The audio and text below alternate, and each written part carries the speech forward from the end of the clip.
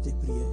Il y a un prix à payer. Et à la fin, pour avoir une famille stable, 10 familles, pour avoir une famille stable, il y a un prix aussi à payer. Vous pouvez naître du même père et de la même mère. Mais pour rester une famille stable, voilà pourquoi tu vois d'autres familles, ils étaient enfants, ils étaient ensemble. Quand ils sont grandis, ils se sont éclatés. Pourquoi? Parce qu'ils n'ont pas compris que l'unité dans la famille, ça passe par un prix à payer.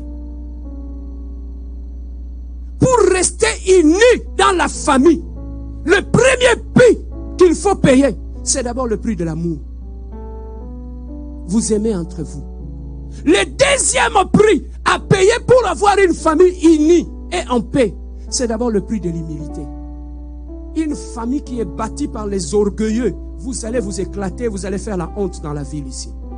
Aucune famille des orgueilleux ne peut aller loin. Mais une famille des hommes humbles, c'est une famille où même s'il y a un problème, ils vont s'humilier pour trouver la paix et rester unis. Il y a le prix de l'humilité, il y a le prix de l'amour. Il y a des concessions que chacun doit faire tout au point de son caractère pour rester uni. Ce n'est pas moi je n'aime pas ça, moi c'est ça ou c'est rien. Papa Bo Panzana. Pour qu'une famille soit unie, il faudrait que certaines choses, même si ça te fait mal, mais tu l'acceptes pour que nous puissions rester unis. Tu vois les prix à payer. C'est parce que vous ne voulez pas payer les prix de l'unité dans la famille. Chacun est dans son coin. C'est parce qu'on ne sait pas que la famille, l'unité dans la famille, ça passe par un prix à payer. Payer le prix de l'amour, payer le prix de l'orgueil, payer le prix du pardon. Si vous ne voulez pas payer le prix du pardon, vous n'êtes pas incapable de vous pardonner mutuellement. Papa, Bogo Pansana, le quoi tour de Babel. Et vous allez accuser d'autres personnes qui nous divisent, ils ne vous divisent pas. Vous n'avez pas voulu payer le prix de l'unité de la famille. Voilà là où vous êtes aujourd'hui. Est-ce que quelqu'un a retrouvé sa famille? Tu as retrouvé ta famille. Tu comprends maintenant pourquoi vous n'êtes pas unis? Parce que vous n'avez pas voulu payer le prix de l'unité dans la famille. Le prix de l'unité dans la famille, c'est lorsque un a, on le soutient pour l'amener loin. C'est ça le prix de l'unité dans la famille. On n'écrase pas les Joseph dans la famille. Pour monter loin, on ne détruit pas les David dans la famille. Goliath va exterminer la famille. Une famille qui a la révélation, qui sait que là où nous sommes, notre Joseph, ce matin, on prie pour lui.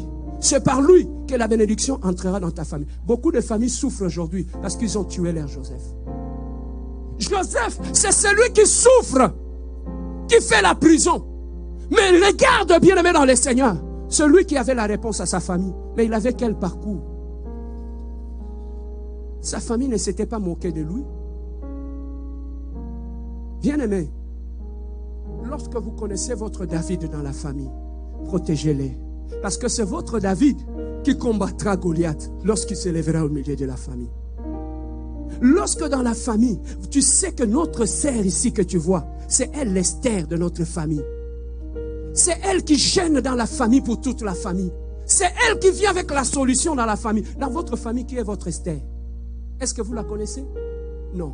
Dans votre famille, est-ce que vous connaissez votre David? Non. Dans votre famille, est-ce que vous connaissez au moins votre Joseph? Non. Beaucoup de familles souffrent aujourd'hui. C'est parce qu'ils ont tué leur Joseph, leur David et leur Abraham. Aujourd'hui, ils n'ont plus personne. Voilà pourquoi une famille qui est dans la révélation protège les grâces dans la famille. Est-ce que quelqu'un a été béni? Est-ce que quelqu'un a été béni ce midi?